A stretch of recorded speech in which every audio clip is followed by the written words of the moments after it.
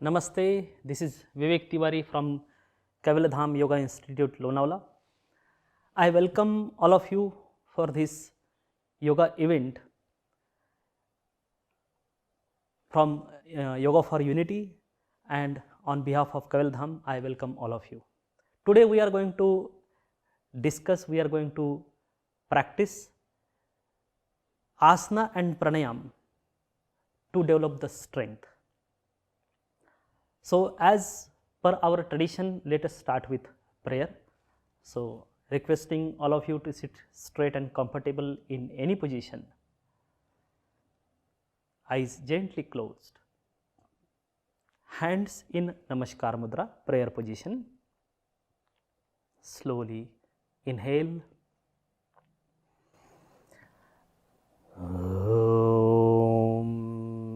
Sahana vavatu sahanau bhunaktu sahaviryam karvavahai tejasvinavadhitamastu ma vidvishavahai. Om Shanti Shanti Shanti.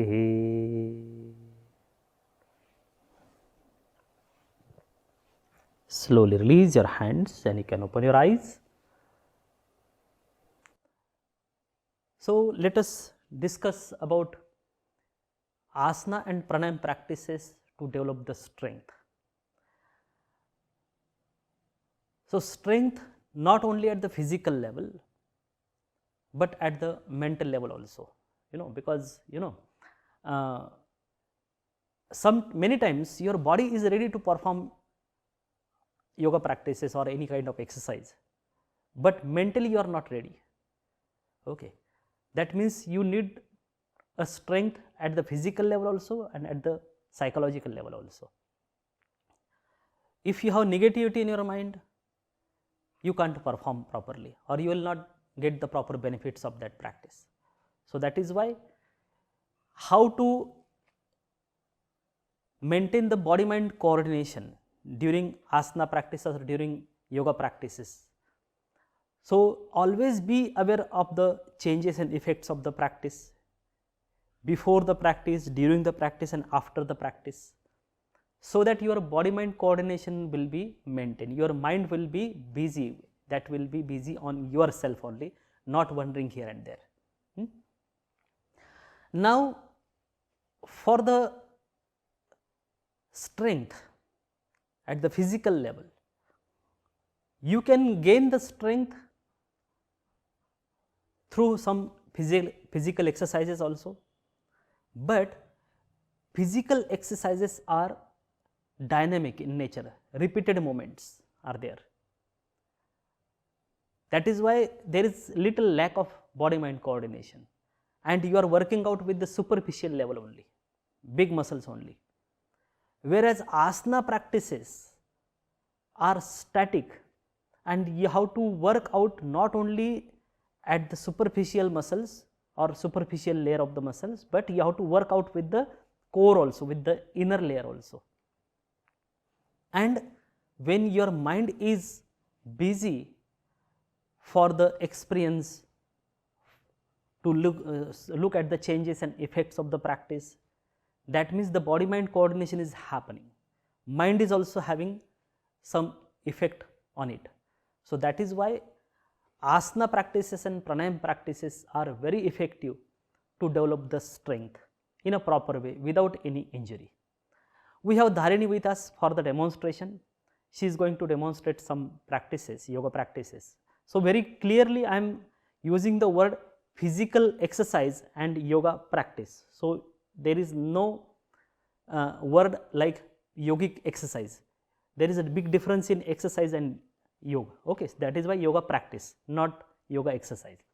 So, please Dharini, we will start with supine asana, lying down on the back in supine position, keeping your legs together, hands are close to the hips, palms facing down, keeping your hands, shoulders, neck relaxed all the time. Then pulling the kneecaps, keeping your front thighs, quadriceps active, and tucking the belly button in, means keep your abs active all the time, so that it will protect your lower back. You won't have any problem, any pain. And then using your abs and front thighs very slowly, without jerk, step by step, you are going to lift your both legs, keeping your knees straight and legs together. To practice it in very slowly in this way, step by step, really you need the strength in your abs. In the beginning, it will be very difficult to lift your both legs very slowly. By swinging them directly, it will be easy, but that is not asana, that is exercise. So in this way, step by step, reaching up to 90 degree. You can maintain at 60 degree, you can maintain at 40 or 45 degree, you can maintain at 30 degree, as per your capacity. Don't force yourself. There should not be hiking up the shoulders and lifting the chin, and you are showing that you are performing forcefully, going beyond the capacity. Not necessary. Once you reach up to 45 degree to 60 degree or 90 degree, make sure that your lower back remains flat on the ground. Okay. So it is creating tremendous pressure on the abdominal muscles. So it will improve the strength of your abs and your quadriceps, front thighs, to keep your knees straight. After maintaining it for some time, in the beginning you will be able to maintain for 15 or 10 or 20 seconds only. But slowly after the practice, it will develop the strength, and then slowly you will be able to maintain it for longer time. Slowly now you come back, because while performing asana practices, always we think about the flexibility, but flexibility should come afterwards. First you need the strength to perform that practice. Then to maintain that position for longer time, you need the stamina to maintain that position, and then the flexibility. Please take rest in Shavasana for a while. After performing any asana, taking rest in Shavasana is also necessary, so that the gas exchange process will happen for some time, and your muscles which were working, which were getting contracted or stretched, they will get the relaxation, they will get the proper quantity of oxygen, so that they will get ready for the next performance or next practice. Okay. So taking rest after each practice is also necessary. Always we think that we are wasting time on Shavasana or relaxation. No, you are utilizing your time so that the next performance will be better. Okay. And you won't feel lethargy, you won't feel any uneasiness. After practicing asana or yoga practices, you should feel fresh, not tired. Again get ready. Now as this Ardhalasana is to develop your strength of the abs, abdominal muscles and front thighs. Now the next practice is Setu Bandhasana, bridge pose, which is very good to improve the strength of your back, spinal muscles, back muscles, glutes and hamstrings, in which slowly bend at your knees first comfortably, feet are flat, comfortable distance in your feet, thighs are parallel. After that, first you will tuck your belly button in, maintain the core connection, then squeezing your buttocks and back thighs, shooting the tailbone in, start to lift your buttocks from tailbone to the upper thoracic. So really you are opening your hip flexors, your rib cage is getting expanded, and that is why your chest is coming to the chin. So chin lock is happening here automatically. Okay, this chin lock is very good, very effective for thyroid disorders also, and it is developing because of the contraction of your back muscles, spinal muscles, glutes, hamstrings. Okay, this asana is developing the strength of all those muscles, especially your glutes and hamstrings. If you have weakness in your calves, if you lift your heels, then you will be working out with your calves also. It will improve the strength of your calves also. Okay, so this is Setu Bandhasana, bridge pose. To protect yourself from the future back pain, this asana is very good. It is opening your hip flexors also. Okay, so this is Setu Bandhasana, bridge pose. Slowly come down, take your heels down first, then from upper thoracic to the tailbone, slowly come down without jerk. Again release back to Shavasana, take rest. So this Setu Bandhasana, bridge pose, there are other different modifications also, simplifications also. So depending on the condition of the practitioner, if you have severe back pain, better to avoid this practice. in severe heart problems, severe hypertension, better to avoid this practice. But otherwise, in general, to develop the strength of your back muscles, spinal muscles, then your glutes and hamstrings, this asana is very effective. Now, after this Setubandhasana, we have the next practice, that is Naukasana, boat pose. Now, for Naukasana, you need more strength in your abs. So, for Naukasana, again get ready, legs are together, hands are close to the hips. This is the starting position for Supine Asana.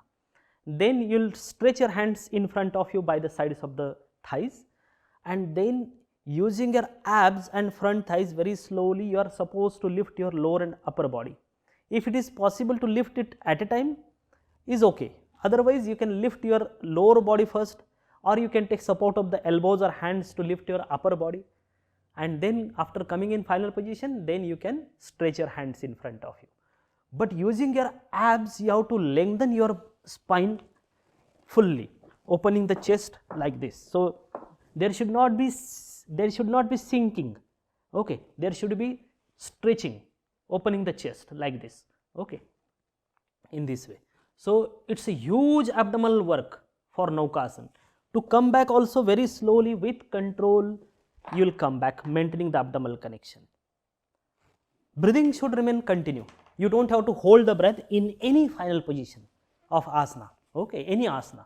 Always continue your breathing. That is your job is to continue the breath, not to stop the breath. As per your stiffness, your strength, your stamina, body will adjust the speed and depth of your breathing in different asanas for different individuals.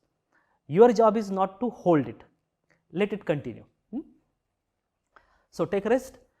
Naukasana is very, very effective to develop the strength of your abs, and all the internal organs of the abdominal region, they are also getting stimulated by practicing Naukasana. And your front thighs, quadriceps, to keep your knees straight. Your hip flexors are getting strengthened, so that you will be able to lift your legs easily, lower and upper body easily.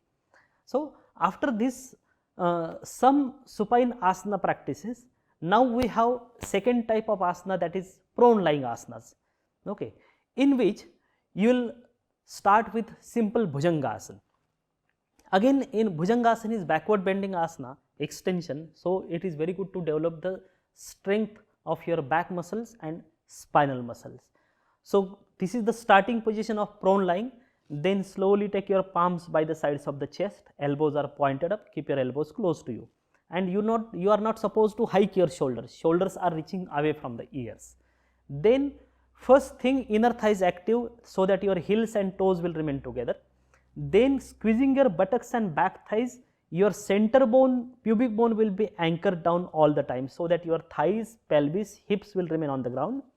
Then engaging the abs with inhale, slowly start to lift your upper body, head, face, chin, chest, shoulders, abdominal region till the belly button without support of the hands if possible. Widening at the collarbone, widening at the rib cage. So to lift yourself without support of your hands, then only your spinal muscles will work properly. That is why all the back muscles and spinal muscles are getting contracted, and it is developing the strength of your back and spinal muscles. Very slowly come down. You will continue your breathing all the time. If you don't have strength in your back muscles and spinal muscles, then it will be uncomfortable for you, or you will not be able to lift up till the belly button. In that case, in the beginning you can take little support. Or those who are already suffering from any spinal problems like slip disc, sciatica, lumbar spondylitis, in that condition you will have to simplify this posture and complete support of the hands and elbows in front of you, and then you will lift your body, okay. But in general, in this way, without support of the hands, you can practice this Bhujangasana. It is very good for digestion also, good for diabetes also, Bhujangasana. Now after lifting upper body, now you are going to lift your lower body. That is known as Shalabhasana, locust pose, in which again starting position, then you will close the fists, place your fists below the thighs, then place your chin on the ground in this way. Again Now for Shalabhasana, you need all the connections at a time. You have to keep your inner thighs active to keep your legs together. You need to pull the kneecaps, keep your quadriceps active to keep your knees straight. Then squeezing buttocks and back thighs, glutes and hamstrings to lift your both legs straight. Okay, and abs also, to engage your abs to maintain the stability, and then slowly lift your both legs, reaching through the toes as somebody is pulling your legs behind you. In that way, reaching through the toes, you have to lift your lower body, your both legs from the hip joints straight. Breathing continue. This is Shalabhasana locust pose. It will also develop your strength of the back muscles and spinal muscles, strength of your glutes and hamstrings. Slowly release, come down and take rest in Makarasana.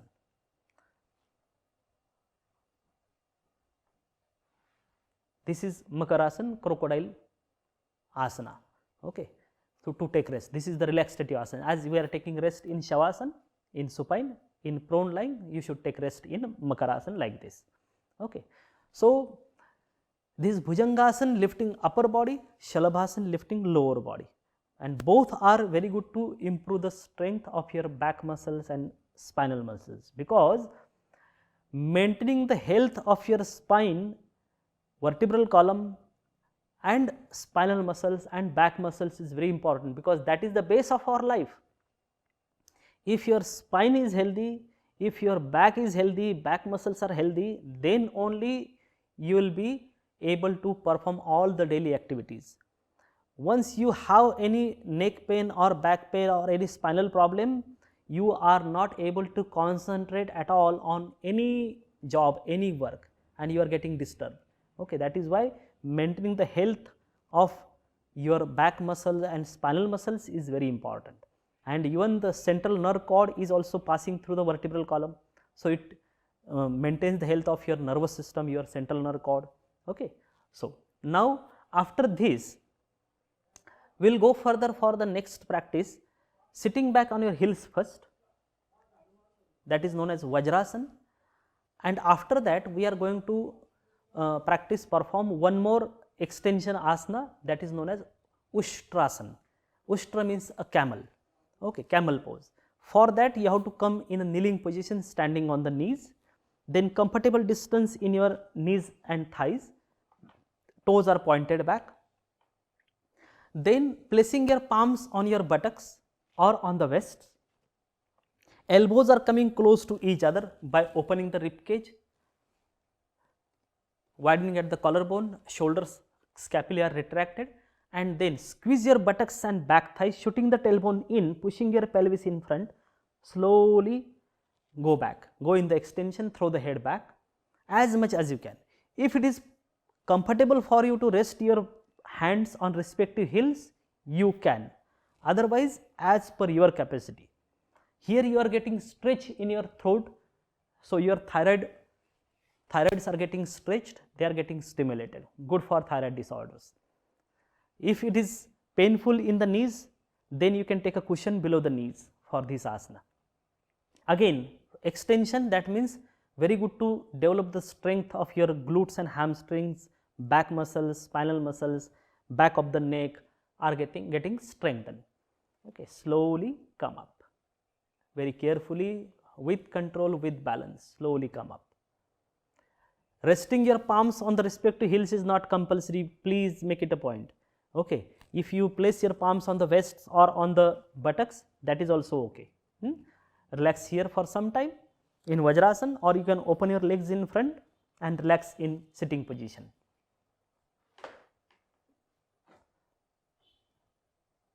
So after practicing this Ushtrasana camel pose, so we have done all three extension practices, Bhujangasana, Shalabhasana and Ushtrasana, all extension, and all are very good to strengthen your back of the body, means the posterior part of the body, even Setubandhasana also.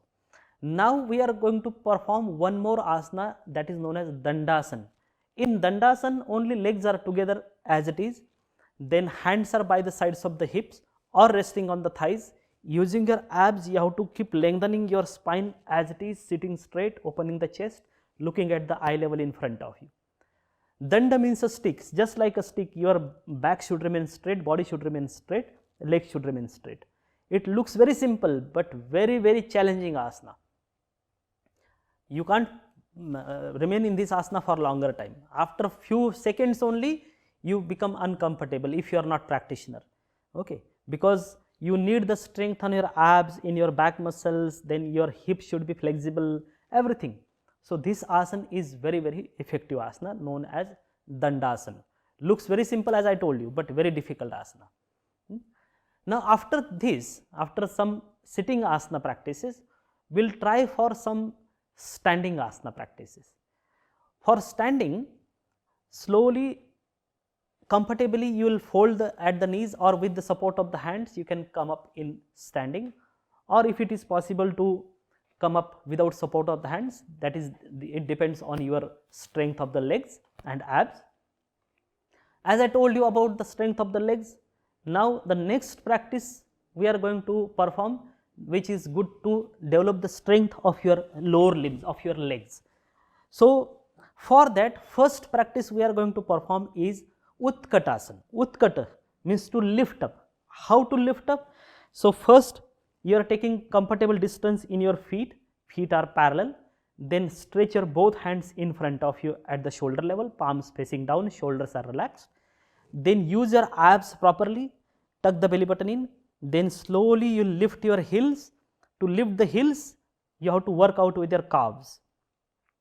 After lifting your heels, then you will slowly sit down without leaning in front as much as you can. Ideally, if you are sitting on your heels completely, and then from your heels, you will lift yourself couple of inches away from the heels.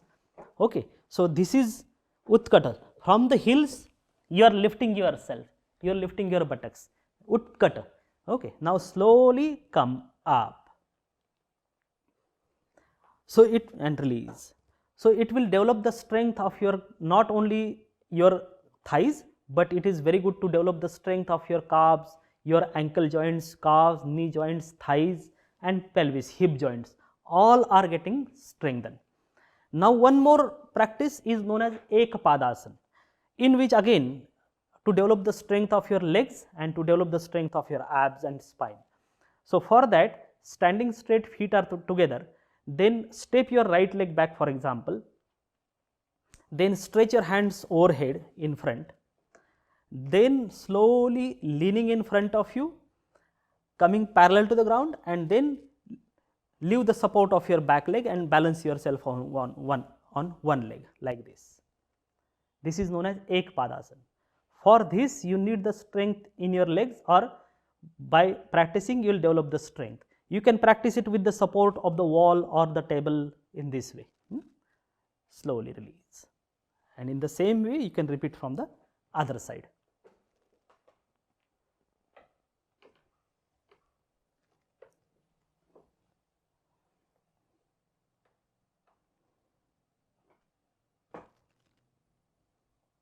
So you need the strength in your glute, hamstring, your legs to lift it properly, so that whole body will come parallel to the ground. Slowly release,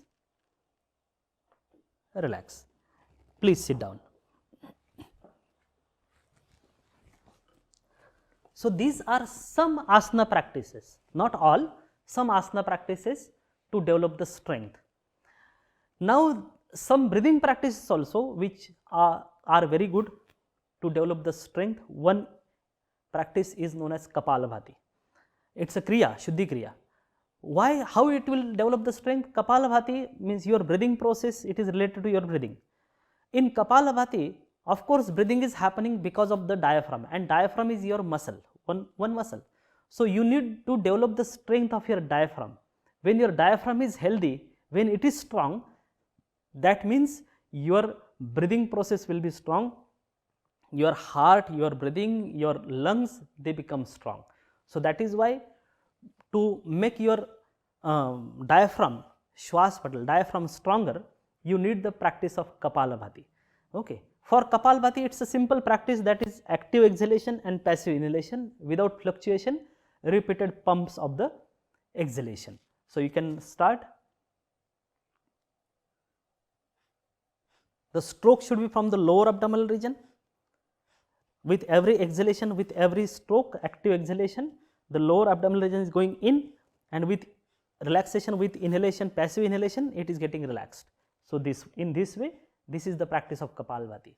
In the beginning, if you are not a practitioner, then you can start with 20 or 30 strokes, take rest. In this way, 3 to 4 rounds of 20-30 strokes. Once you become a practitioner, then you can increase the number of strokes, number of rounds also. You should not feel suffocated after practicing Kapalabhati. So, do not count how many strokes I have to do, how many rounds I have to do. Okay. So, instead of that, think of your capacity. You should feel fresh after practicing Kapalabhati. Before feeling suffocated, stop it, relax, take rest, and then go for the next round. Ideal speed of Kapalabhati is 120 strokes in a minute, means 2 strokes in a second, but not for beginners. Even for severe hypertension, heart problems, then hyperacidity, for those people, or who are having pitta disorder, for them better to avoid the practice of Kapalabhati because it generates heat in your body. Okay. So, this is the practice of Kapalabhati to improve the strength. Another practice is known as modified Bhastrika Pranayam, okay, in which only active inhalation and active exhalation, that is it. Traditional Bhastrika is different, that we are going to discuss about in the next video, but for this one only active inhalation and active exhalation, that is one way of Bhastrika, which is modified Bhastrika, which is acceptable all over by all the other institutions also, in which only actively you are inhaling, actively you are exhaling, like this.